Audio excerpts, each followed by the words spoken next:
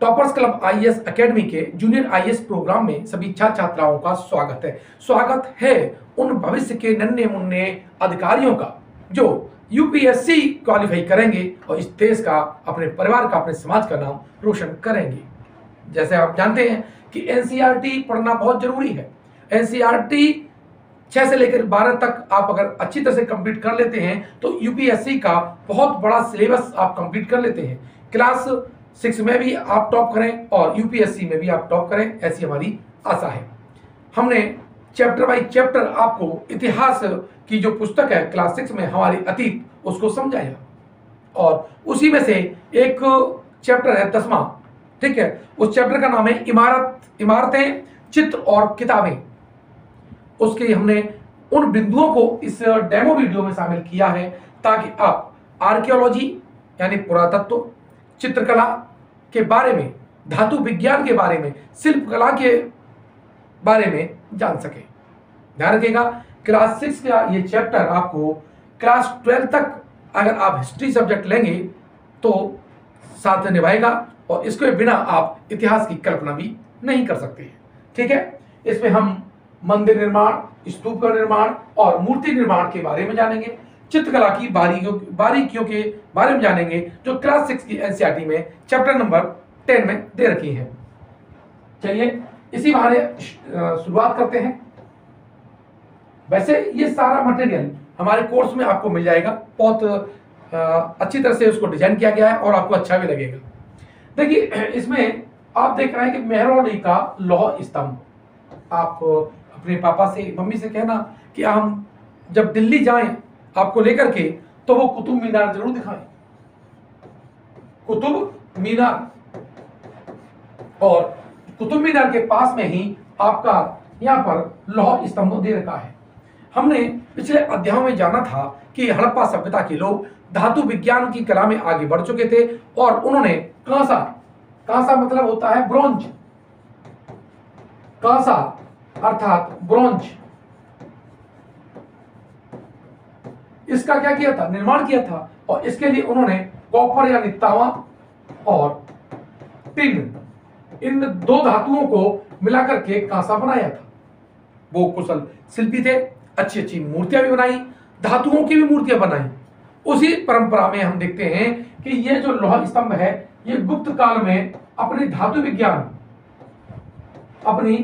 विज्ञान की गवाही दे रहा है। कैसी गवाही? 1400 साल से ज्यादा हो गए, इतनी बारिश इसने देखी, धूप देखी इसने, है ना, हवा तूफान का सामना किया, लेकिन इस पर आज तक जंग नहीं लगी है। सोचिए कितनी ईमानदारी से, कितनी रसायन विज्ञान की जानकारी हमारे उन कुशल कारीगरों को रही होगी जिन्होंने इस लौह स्तंभ को बनाया है। साथ ही इस पर एक लेख खुदा हुआ है और उस लेख पर लिखा हुआ है चंद्र। इतिहासकारों ने, उसकी परिभाषा हमने बताई है, इतिहासकारों ने कहा कि ये जो चंद्र है ये गुप्त काल का है, अर्थात ये चंद्रगुप्त विक्रमादित्य के द्वारा निर्मित है। किसके द्वारा बच्चों? चंद्रगुप्त विक्रमादित्य के द्वारा निर्मित है, ऐसा ही माना गया है। अगर हम इसकी पूरी बात कर लें तो 7.2 इसकी जो हाइट है वो कितनी है? 7.2 मीटर है और ये लगभग 3 टन का है। कितना? 3 टन का है। कहां पर है? कुतुब मीनार के पास में है। पूछ सकता है, आप जब घूमने जाए दिल्ली तो उसे देख के जरूर आइएगा ताकि आप अपने पूर्वजों पर गर्व कर सकें कि उन्होंने कैसे इंजीनियरिंग को पास किया था, कैसे इंजीनियरिंग को स्थापित किया था। ठीक है, आगे चलते हैं। तो हमारा दूसरा बेहतरीन उदाहरण एनसीईआरटी ने डिस्कस किया है वो है भीतरगांव का मंदिर। इमारतों के सेक्शन में हम इसको पढ़ रहे हैं, ठीक है। अब ये कौन सा मंदिर है? भीतरगांव का मंदिर है। आप देखिए, दिखाई दे रहा होगा आपको। और ये भीतरगांव है कहां? ये कानपुर के पास में है, ये उत्तर प्रदेश। कहां पर है? कानपुर के पास में है। लेकिन पहले देखो कितना जर्जर हालत में हो चुका था, लगभग नष्ट हो चुका था। इतना अद्भुत, इतना सुंदर सा मंदिर, कलाकृति की दृष्टि से, शिल्प की दृष्टि से, इंजीनियरिंग की दृष्टि से नायाब इमारत, ठीक है। किसका बना था? ईंट का बना था। कब का है ये गुप्त काल का है। किसका है? गुप्त काल का है। और उत्तर प्रदेश के आरंभिक मंदिरों में यह माना जाता है। आरंभिक जो मंदिर बने थे, और इसकी विशेषता यह है कि ये किसके द्वारा निर्मित है? ये ईंट के द्वारा निर्मित है। आप देख रहे हैं ये फ्रंट का देखा है और ये इसका बैक साइड का फोटो है।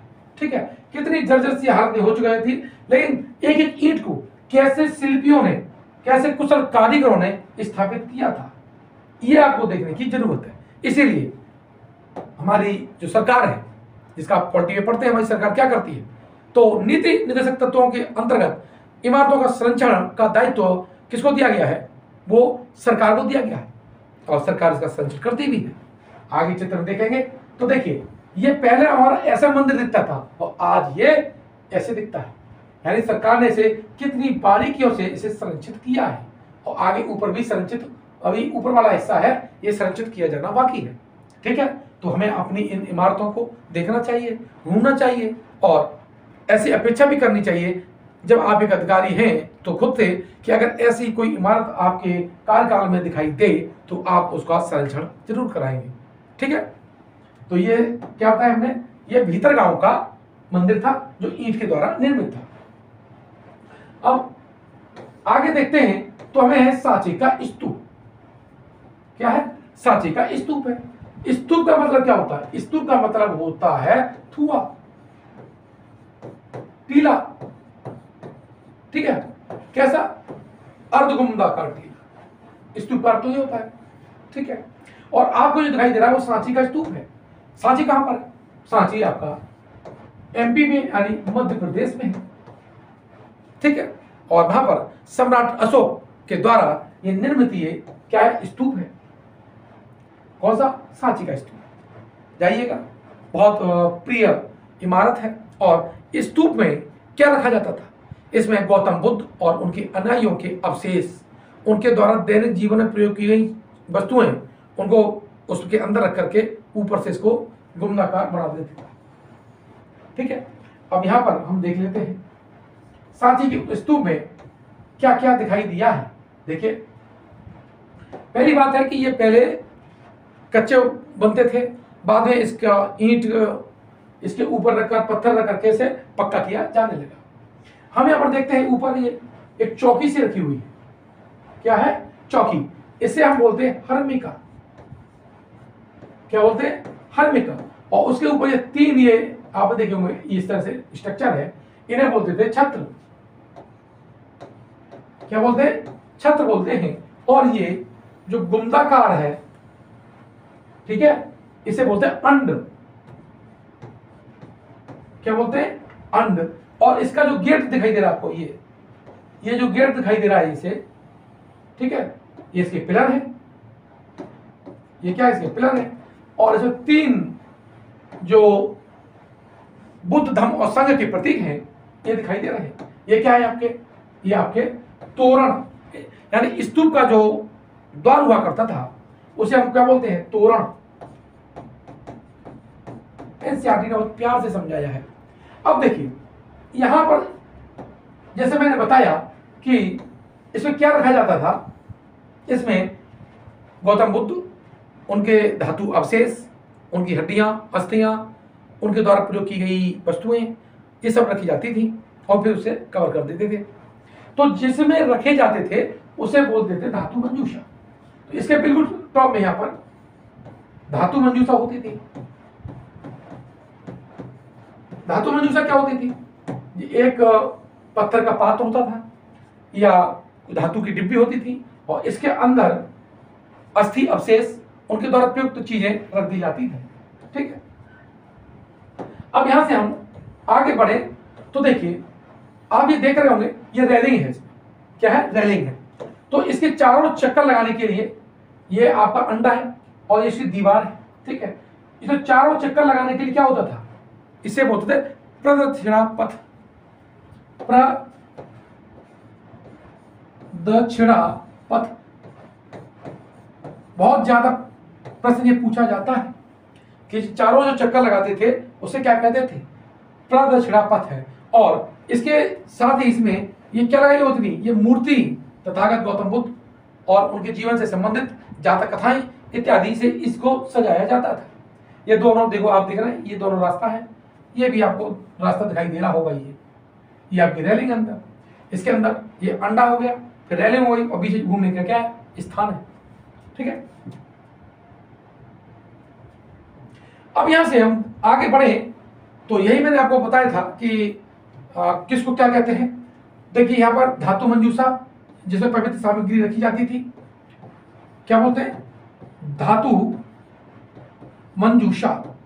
ठीक है, अब देखो ये क्या हो गया, अंड, और ये जो क्या हो गया, ये हो गया प्रदक्षिणा पथ। प्रदक्षिणा पथ, इसको मैंने क्या बताया, हरिणिका। ये क्या हो गया, छत्र। ठीक है, और ये क्या होती है, यत्री। ठीक है, और ये क्या हो गया आपका अंड। ठीक है, और देखिए ये जो रेलिंग होती थी इसे बोलते थे वेदिका। क्या बोलते थे, वेदिका। और ये जो गेट जिसे हम बोलते थे तोरण द्वार। और बच्चों इसका चित्र बनाना सीख लेना, इसका चित्र बना देंगे तो क्लास से पूरे में से पूरे नंबर मिलेंगे। और यूपीएससी में बना दिया तो क्या कहेंगे, आपको एग्जामिनर जैसे क्लास 6 में पूरे नंबर देगा उसी प्रकार आपको यूपीएससी में भी देगा। तो ध्यान रखना, जितना अच्छा बनाओगे, जितनी अच्छी कला होगी, जितनी अच्छी नॉलेज होगी, जितना अच्छा प्रदर्शन होगा, उतनी अच्छे जीवन में आप अंक ज्यादा लाएंगे, अच्छी रैंक भी लाएंगे। ठीक है, अब बच्चों अब यहां से हम देखते हैं जो हमने तोरण द्वार देखा था, ये जो मैंने गेट बताया था, ये गेट। अब यहां पर कितना अच्छा प्यारा सुंदर है, इस गेट पर बुद्ध के जीवन से संबंधित कलाकृतियां बनी हुई हैं। और इसमें ही ये 3 लकीरी खिंची रहती हैं। इसे क्या बोलते हैं, इसे बोलते हैं बुद्ध धम्म संघ का प्रतीक। ठीक है,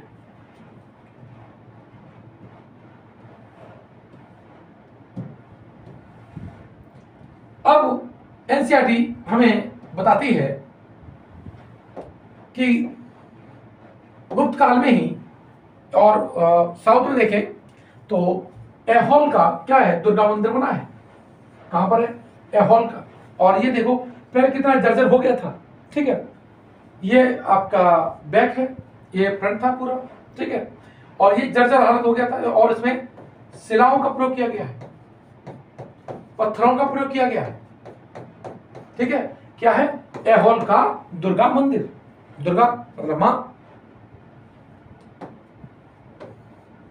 अब देखिए वर्तमान में इसका स्वरूप कैसा है, इसे पत्थरों से इसको आर्कियोलॉजी विभाग ने क्या है, संरचित किया गया। अब कितना सुंदर ये दिखाई देने लगा है। अब इसको इस मंदिर में भी घूमने के लिए क्या था, पथ था, यानी प्रदक्षिणा पथ इसमें भी है। और इसके जो स्तंभ है उसमें कलाकृतियों से इसे सजाया गया है। अब सोचिए इतनी बारीक कलाकृतियों को बनाने में कितनी कुशलता की आवश्यकता होती होगी, और कितने अच्छे कारीगर होंगे, कितना ध्यान से इसे बनाते होंगे। कहीं एक भी अगर कोई चीज दिक्कत आ जाती है तो पूरी शिला खराब हो जाती होगी। ठीक है, तो कितने कुशल कारीगर होंगे, कितना उनकी प्रैक्टिस होगी। यही प्रैक्टिस आपको भी करनी है। जितनी इससे ज्यादा जो प्रश्न है उनको लिखेंगे तो उतना ही आपको अच्छे नंबर मिलेंगे। तो ये किसका बना हुआ था, ये भी पत्थर का बना हुआ था, और बड़ी बड़ी शिलाओं पर इसमें क्या बनी थी, मूर्ति बनाई गई थी, मूर्तियों से सजाया गया था। ये इसमें शिव जी, गणेश के भी चित्र आपको दिखाई देते हैं। अब देखिए यहां पर जो ऐहोल का जो दुर्गा माँ का मंदिर है उसमें ये माता का क्या बना रखा हुआ है, ये स्टैचू है। अब देखिए कितना आज भी इसमें देखिए कलाकृतियां बिल्कुल ऐसे लगती हैं वैसे जीवंत हो, जैसे अभी हाल में बनाई हो इस तरह से दिखाई देती है। और आज भी संरक्षित है, क्योंकि हम पत्थरों का जो चुनाव करते थे वो इसलिए करते थे इसमें कि ये दीर्घ काल तक ये सुरक्षित रहे, इसकी चमक बरकरार रहे, इसलिए कुशल कारीगरों ने अच्छे पत्थरों का चुनाव किया था। आप देख रहे होंगे, ये देखिए पूरे भित्ति को किस तरह से अच्छा सजाया गया है। अब यहां पर हम देखते हैं तो साउथ में जाते हैं तो मामल्लपुरम एक स्थान है, जिसे आज महाबलीपुरम कहते हैं, वहां पर रथ मंदिर बनाए गए। क्या बनाए गए? रथ मंदिर बनाए गए थे। ठीक है, ये यहां पर आप दिखाई दे रहे होंगे, ये आज का दृश्य है, ये पहले का दृश्य है। अब आर्कियोलॉजी विभाग ने इस तरह से सजा दिया गया था। और ये जो पत्थर, ये जो मंदिर बनाए गए हैं, ये कैसे एकाश में है। कैसे एकाश? मतलब एक ही पहाड़ी लिया, उसे काट करके सजा दिया है पूरा। ध्यान रखिएगा, इतना ज्यादा वर्क करना, एक ही पहाड़ी को काट करके मंदिर बना देना, ये अद्भुत कला थी। और सोचिए कितना उन्हें मेहनत करनी पड़ती होगी, बारीक कितनी कलाकृति होगी, कितनी सावधानी बरतनी पड़ती होगी, और कितनी चुनौतियां रही होंगी। एक पूरी पहाड़ी को काट करके एक बड़ा सा मंदिर का समूह बना देना। भाई दिखाई दे रहा है, इन्हें क्या कहते हैं? इन्हें कहते हैं मामल्लपुरम या महाबलीपुरम के मंदिर, और इन्हें मामल्ल शैली कहा जाता है। ये किस शैली के मंदिर है? ये मामल्ल शैली के मंदिर हैं। और नरसिंह जो थे, एक शासक थे, उनके शासन में इस कलाकृतियों का शुरुआत हुई, और यह कला शैली फली फूली। इसीलिए क्योंकि उनकी उपाधि मामल्ल थी, इसलिए इस शैली को मामल्ल शैली भी कहा जाता है। इसमें आप देखते हैं तो इसके जो पिलर्स हैं वो अष्टकोणीय हैं, और ये बौद्ध धर्म से प्रभावित है। इसमें पंच स्तंभिका भी है, स्तूपिका भी है, अष्टकोणीय पिलर भी हैं। इसका जो आकार है आप देख रहे हैं, ये जैसे पिरामिड नुमा है, जो कि बौद्ध कला से प्रेरित है। ठीक है, तो साउथ में बौद्ध कला से प्रेरित ये मंदिर बने हैं, लेकिन ये हिंदू धर्म को पूरी तरह से समर्पित मंदिर हैं। इसमें धर्मराज का मंदिर, नकुल का मंदिर, सहदेव का मंदिर, द्रौपदी का मंदिर, अर्जुन का मंदिर, ये रथ मंदिर है। यानी इसमें महाभारत के जो पात्र हैं उनको लिया गया है। ठीक है, अब देखिए उड़ीसा में, देखिए पूरे भारत में शिल्पी विभिन्न पहाड़ियों को काट काट करके शिल्प कलाओं का अद्भुत नजारा पेश कर रहे थे। तो उसमें उड़ीसा कैसे पीछे रहता है? उड़ीसा में आप देखिए पहाड़ी को काट करके डबल स्टोरी घर बनाए गए हैं। ये जैन साधुओं को, जैन मुनि थे, उन्हें उनके रहने के लिए ये पहाड़ी पर काट करके स्थान बनाया गया है। इन्हें उड़ीसा के जैन मठ कहा जाता है। आज देखिए कितने अद्भुत हैं, आर्कियोलॉजी के द्वारा संरक्षित हैं। कहने का मतलब है कि उस वक्त के जो कारीगर थे वे बड़े बड़े कार्य करने के लिए, बड़े पहाड़ों को काट करके नया निर्माण करने के लिए प्रसिद्ध थे। और भारतीय इतिहास की जो परंपरा है, भारतीय कारीगरों की परंपरा है, जो हमारा चैप्टर का जो मूल भाव है कि हम अपनी इमारतों को जानें, किस तरह से हमारे कुशल कारीगरों ने, शिल्पकारों ने इनको अंजाम दिया है, कि आज भी ये अपनी जीवंतता का उदाहरण पेश कर रही हैं। बात करें अजंता और एलोरा की गुफाएं, अजंता और एलोरा की हम बात करें तो ये महाराष्ट्र में है, और महाराष्ट्र के कहां पर है? औरंगाबाद में है। कहां पर है? औरंगाबाद। और ये किस धर्म से प्रेरित हैं? तो ये आप देख रहे हैं, यहाँ पर ये मूर्ति दिखाई दे रही, एक चित्र दिखाई दे रहा है। ये बौद्ध धर्म में अविलोक्तेश्वर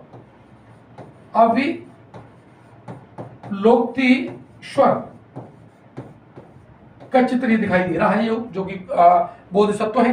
गौतम बुद्ध और उनके जो धम्म की जो परंपरा है, उन पर अजंता एलोरा की जो गुफाएं हैं वो बनाई गई हैं। इनकी चित्रकला का जो विषय है वो बौद्ध धर्म से संबंधित है। अब सोचिए आज तक ये चित्रकलाएं जीवित हैं, कितनी श्रेष्ठ तरीके से इनको बनाया गया होगा। अंदर मूर्तिकला भी आपको दिखाई पड़ती है। तो अजंता और एलोरा की गुफाओं की जो चित्रकला है वो अत्यंत महत्वपूर्ण है, वर्ल्ड हेरिटेज साइट है, सरकार के द्वारा ये संरक्षित है। इसके द्वारा हमें मालूम पड़ता है कि हमारे लोग भित्ति चित्रकला और चित्रकला के लिए कितने महत्वपूर्ण थे, और उन्होंने कितनी नायाब ये चित्रकला बनाई है। तो ये हमने आपको क्लास 6 की जो एनसीईआरटी है उसका चैप्टर नंबर 10 है, उसमें जो आर्कियोलॉजी, जो चित्रकला है, जो शिल्प कला है, जो मंदिर निर्माण कला है, उसके बारे में बताया। इससे आगे इनकी शैलियाँ, किस शैली में ये बने हैं इसका डिस्कस करेंगे। चूंकि वो क्लास 6 का विषय नहीं है, आगे की क्लास का विषय है, तो वहाँ पर हम इसको डिस्कस करेंगे। लेकिन क्लास 6 की दृष्टि से अगर देखा जाए तो ये चैप्टर में ये इतना जो मैटर है, इसकी बारीकियों को आपको जानना बहुत जरूरी है कि ये किस काल में बनी। इस अजंता की जो गुफाएं हैं जो गुप्त काल में बनी हैं, कई कालों में कई शासकों के राजवंशों से ये पोषित रही हैं। ठीक है, तो इस तरह से आप इसको वीडियो देखिएगा। इसमें अगर कोई बात ना समझ में आई होगा, ना आई हो तो हमें ज़रूर बताइएगा। ठीक है, आप अच्छी तरह से पढ़ेंगे, लिखेंगे और तैयारी करेंगे। क्लास 6 में भी टॉप करेंगे, यूपीएससी में भी टॉप करेंगे, ऐसी हमारी आशा है। मिलते हैं नेक्स्ट वीडियो में। धन्यवाद।